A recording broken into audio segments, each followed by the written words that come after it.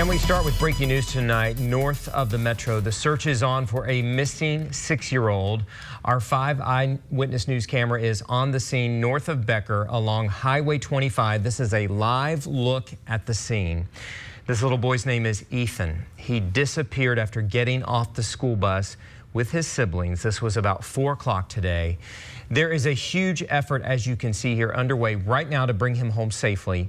I want to show you these pictures of this little boy. Ethan has blonde hair. He's wearing a light blue Becker t-shirt. He has Becker sweatpants and a blue hooded sweatshirt. This is something we are going to be tracking very closely. You can watch for developments throughout the newscast and at KSTP.com. More breaking news now. This video just into our newsroom. Look at that. A car drove right into a bakery on Grand Avenue in St. Paul tonight. It happened at Bread and Chocolate. Now, we talked with an employee who was inside when this happened.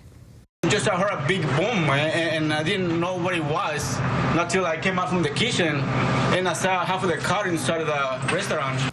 So scary. Now, the building is mainly damaged right around the front door there. The driver did go to the hospital with minor injuries. It's unclear what led up to that crash. Now to the man wanted in a string of sex assaults. Take a good look at these pictures here. Investigators say he has groped women at 4 businesses in Vadnais Heights over the last week and a half, and now there is growing concern about what he'll do next. Beth McDonough joins us with what happened and the race to track that man down, Beth. We have a copy of the crime alert, and we blew it up so you could get a better look at the suspect.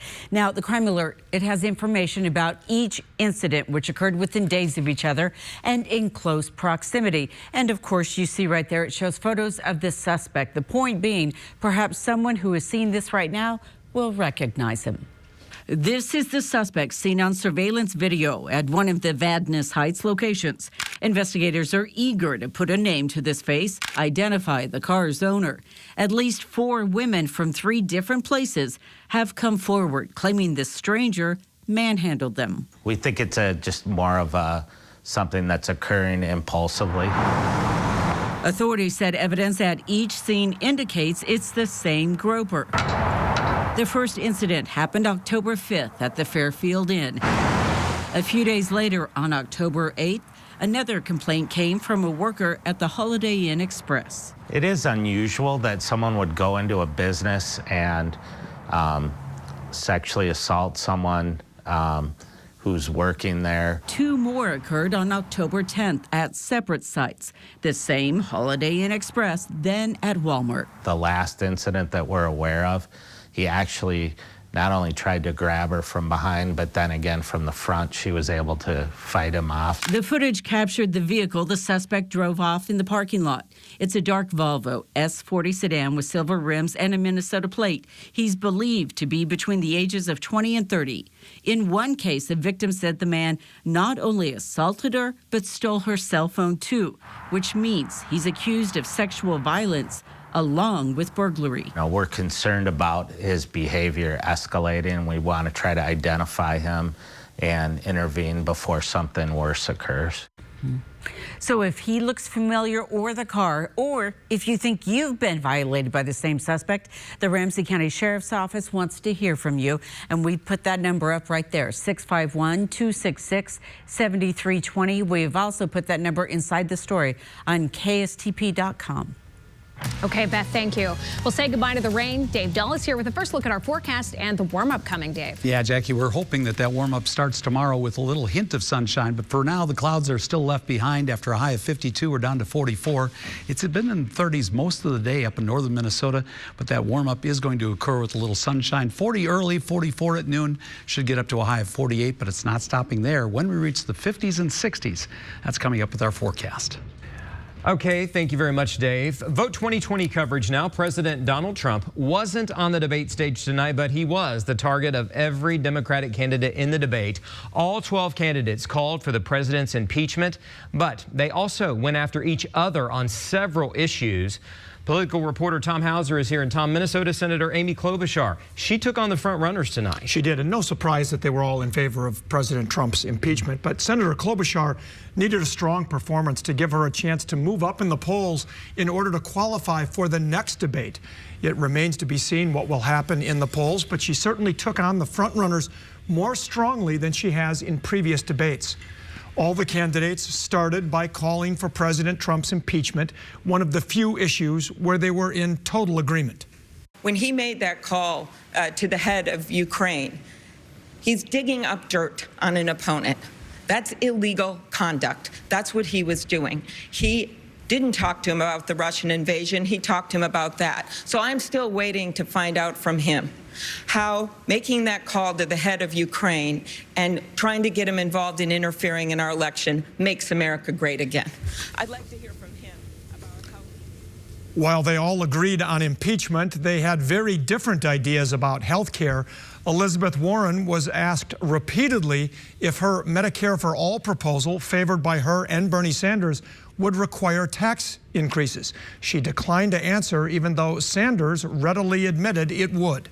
At least Bernie's being honest here and saying how he's going to pay for this and that taxes are going to go up. And I'm sorry, Elizabeth, but you have not said that. And I think we owe it to the American people to tell them where we're going to send the invoice.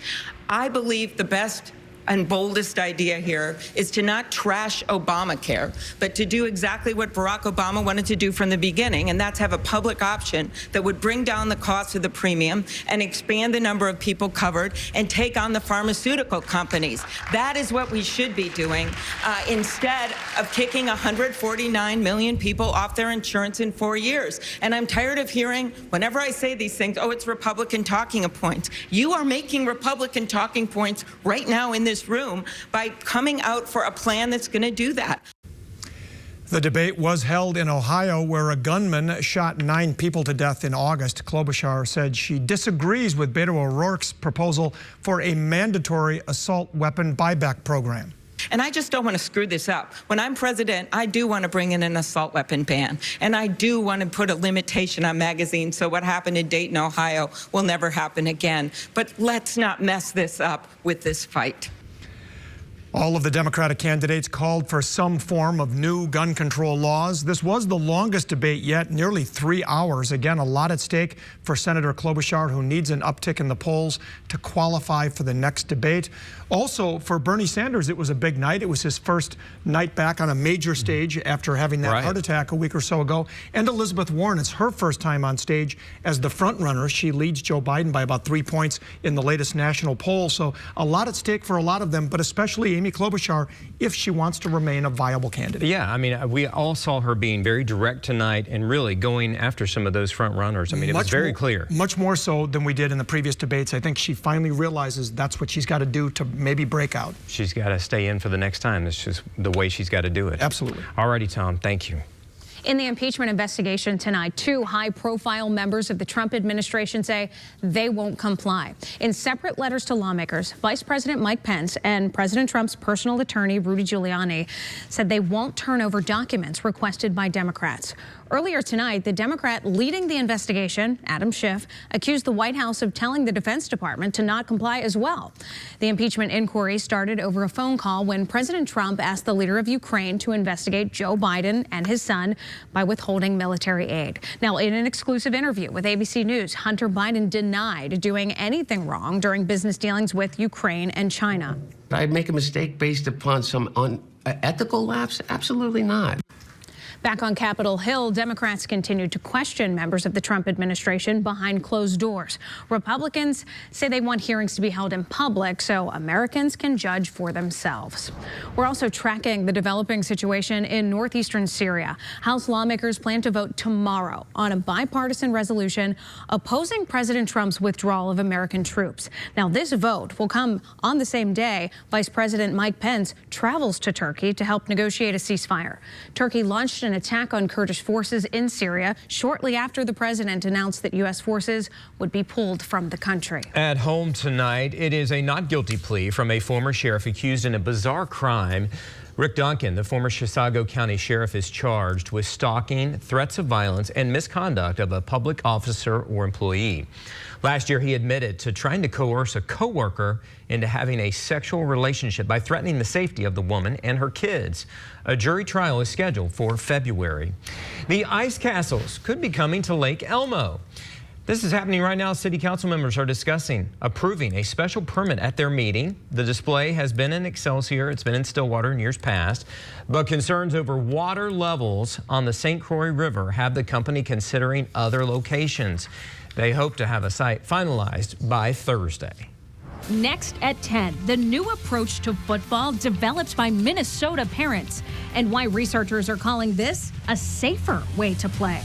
St. Paul's trash tiff bleeds into city council races, how it's putting some unexpected candidates on the ballot. And cloudy and cool for now, but a warming trend is on the way when our temperatures reach the 60s again. With our forecast as 5 Eyewitness News at 10 continues.